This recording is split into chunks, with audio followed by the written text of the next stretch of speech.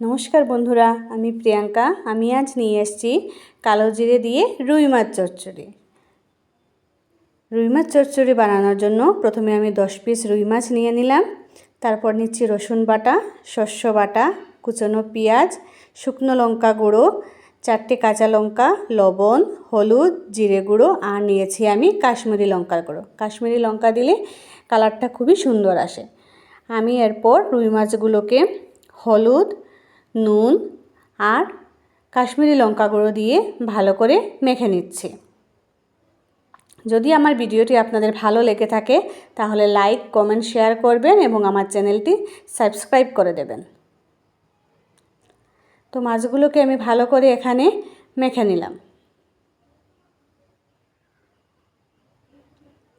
তারপর আমি একটি কড়াইতে সরষের তেল ব্যবহার করছি। এখানে সরষের তেল দিয়ে দিলাম, আপনারা চাইলে রিফাইন্ড তেলও ব্যবহার করতে পারেন।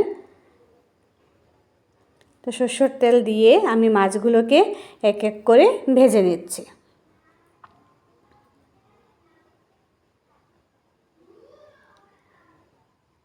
একদিক ভালো করে ভাজা হয়ে গেলে আমি অন্য দিকটাও উল্টে ভালো করে ভেজে নেব। এইভাবে প্রত্যেকটি মাছের পিস এক এক করে আমি ভেজে নামিয়ে নেব।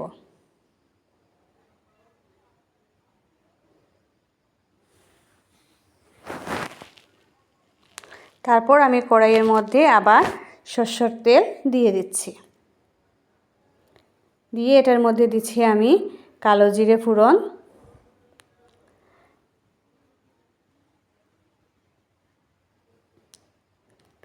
কালো জিরে একটু ভাজা হয়ে গেলে আমি এটার মধ্যে কুচনো পেঁয়াজ দিয়ে দিচ্ছি। আপনারা চাইলে এই পেঁয়াজগুলো আরেকটু ছোটো সাইজে করে কেটে নিতে পারেন। আমার একটু বড় বড় পিসি এইগুলো ভাল লাগে কুচানোর মধ্যে, এই জন্য আমি একটু বড় করে কেটেছি। আপনাদের পছন্দ অনুযায়ী পিসগুলো করতে পারেন। তারপর দিয়ে দিচ্ছি এখানে রসুন বাটা।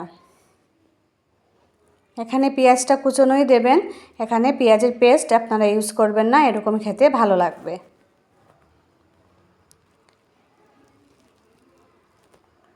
পেঁয়াজগুলো একটু ফ্রাই হয়ে যাওয়া, তাই জন্য আমি একটা ঢাকনা দিয়ে এটা ঢেকে দিচ্ছি। তখন ফ্রাইও ভালো করে হবে আর পেঁয়াজগুলো একটু সিদ্ধ হয়ে যাবে, যেহেতু আমি একটু বড় করে কেটেছি। তারপর অর্ধেকটা ফ্রাই হয়ে গেলে এর মধ্যে আমি একে একে মশলাগুলো দিয়ে দিচ্ছি। হলুদ গুঁড়ো, জিরে গুঁড়ো, লঙ্কা গুঁড়ো, এখানে দুই ধরনের লঙ্কা গুঁড়ো আছে, শুকনো লঙ্কা গুঁড়ো আর কাশ্মীরি লঙ্কা গুঁড়ো। দুটোটা লঙ্কা গুঁড়োটাই আমি দিয়ে দিচ্ছি। তারপর দিয়ে দিচ্ছি এখানে নুন। এখন সব মশলাগুলোকে পেঁয়াজ কুচানোর সঙ্গে ভালো করে মিশিয়ে নেব। ভালো করে মিশানো হয়ে গেলে তারপর আমি এখানে একটু পরিমাণ জল দিয়ে দিচ্ছি। জল দিয়ে মশলাগুলোকে আমি আরেকটু সময় কষিয়ে নেব। কষিয়ে নেওয়ার পর যে শস্য বাটাটা রেখেছিলাম ওই শস্য বাটাটা আমি এর মধ্যে দিয়ে দিচ্ছি, সঙ্গে আরও খানিকটা জল দিয়ে দিচ্ছি। আমার আগের ভিডিওতেও বলেছিলাম আপনারা তরকারিতে যখনই জলটা ইউজ করবেন তখন একটু উষ্ণ গরম জল ইউজ করবেন। তারপর জলটা ফুটে উঠেছে, আপনারা দেখতে পাচ্ছেন। তারপর আমি এক এক করে যে মাছগুলো ভেজে রেখেছিলাম সব কটা মাছের পিস আমি এটার মধ্যে দিয়ে দিচ্ছি।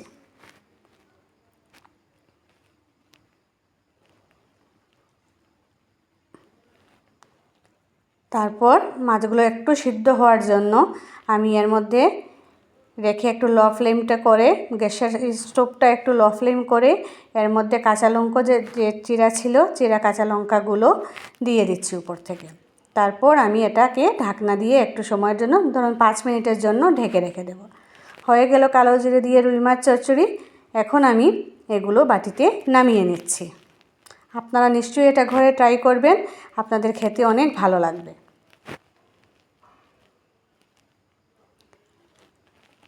আমাদের রুই মাছ চচ্চড়ি রেডি হয়ে গেল।